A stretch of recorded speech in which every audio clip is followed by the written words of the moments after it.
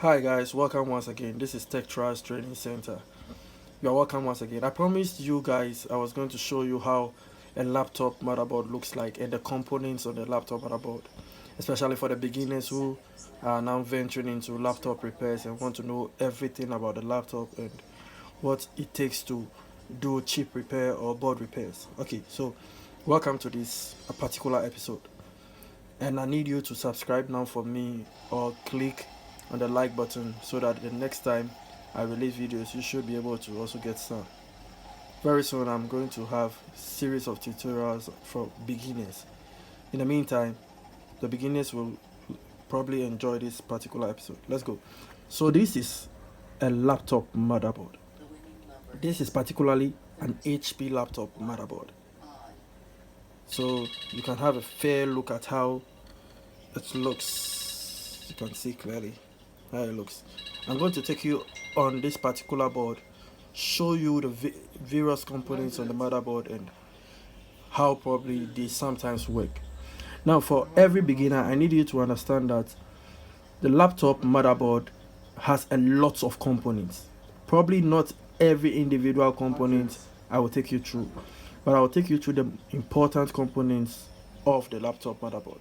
And in our next lesson, I'm going to show you a chart I've drawn to show you how these chips or these components work in hand with each other. Now if you look at from the beginning, I have over here the power port or the power connectors over here. You can see over that. This is what is connected down here. Now let's go to the board. Now on the board we can see from the charging circuit, we can see what I call, what you can see over here, this is it's a power supply. Okay, anytime you see things that look like this, they are power supplies on the board. So you can see there's some over here too. Let's go. I think there's some over there.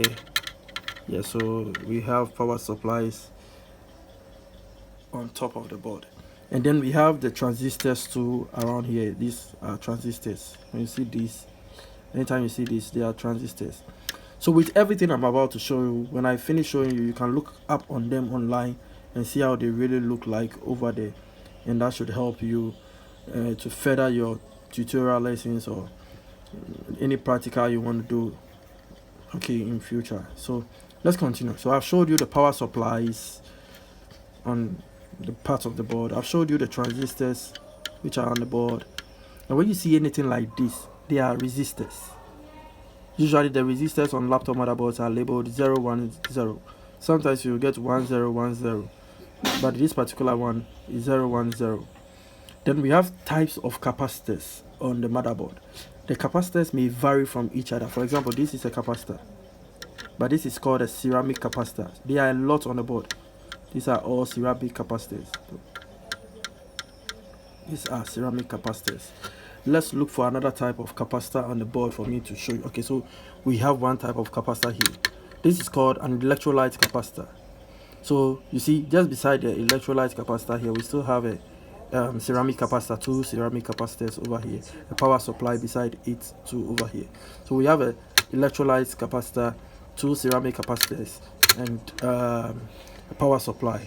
Okay, let's go. We still have a few ceramic capacitors around over here. They come in various sizes and shapes.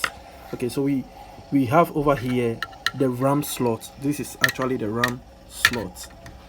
Sometimes it comes in DDR3, DDR2, and DDR4. So most of the RAM slots, I think I'll go into detailed discussion about how these things actually work.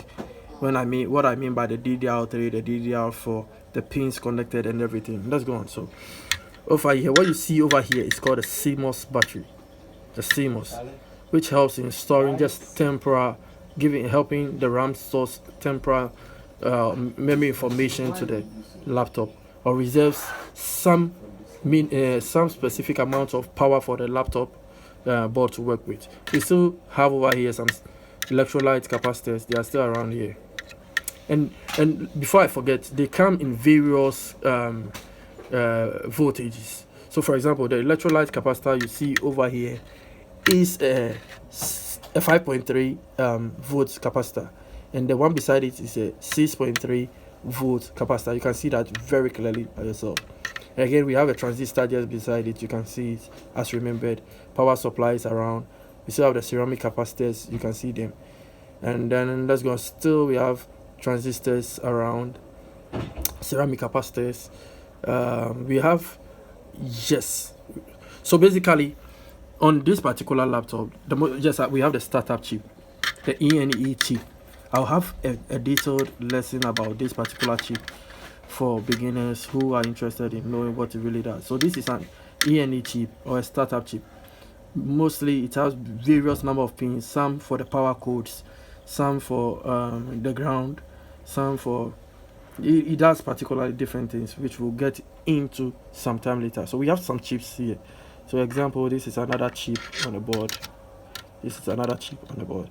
Depending on what code is on that chip, you will know what particular chip it is and what it does. Remember the transistor, ceramic capacitors, power supply, and that. Basically, you see this laptop has not got many components like that. I think I wanted to locate a MOSFET to show you. Okay, I just turned this particular laptop motherboard, and for example, when you watch over here, we still have some chips around, ceramic capacitors around, transistors around, and then we have here, this is a MOSFET. This is a MOSFET. You can read up on it a little online, or I'll come back with another tutorial once again, like I said, for you to get an entire picture of what they all do. So after this video, you can still check out the next video I'll be posting, which teaches you what those particular components do for the motherboard. The resistor, again, we have a resistor here. Okay, so just for this lesson, I wanted you to identify, or whenever you see a component, you know what that component stands for. I wanted to show you the processor, which is just beneath this. But in my next lesson, I'm sure you are going to get the perfect view of whatever component I've shown you here today and how they function. Thank you very much. Again, subscribe and like for more videos.